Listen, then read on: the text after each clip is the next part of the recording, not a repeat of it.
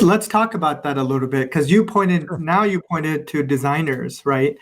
And when we say designers, we're talking about engineer of records, people who are actually coming up with the initial design of the system based off of the requirements of the system. So if they're designing hospitals, for example, then they have to, based off the NEC code and other owner requirements and so forth, they need to build their design accordingly. So if we talk about really intelligent designers, intelligent engineer of records, where they foresee that, hey, I'm going to have a selective coordination requirement here.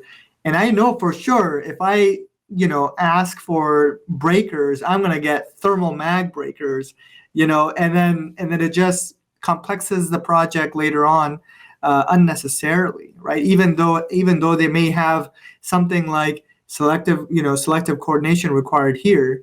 What can designers do to bake in some of the upfront insurance policies, so to speak, to speed up the whole project so that everybody is aware that, hey, this is selective coordination. Hey, I need to have this type of breaker here. Like, what can they do to make everybody's jobs a little bit easier on the upfront side?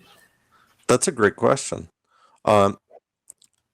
From personal experience in both doing design and seeing design, the breaker just above the automatic transfer switch is the beginning of selective coordination on both sides, the utility and the generator or the standby side.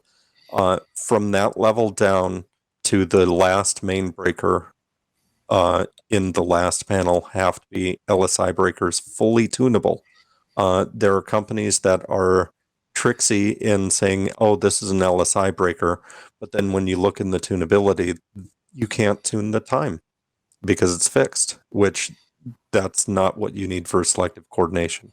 These are facilities protecting human life, protecting air so that people don't get lung damage. They're very specific loads, and because of that, you have to have the more expensive LSI breakers that are fully tunable.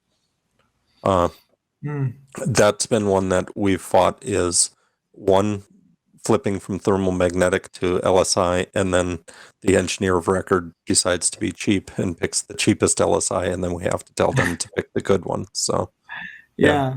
So like a note back to the engineer of record here is that if they know that there's a selective coordination requirement, then it's better for them just to specifically say, make this breaker an LSI breaker.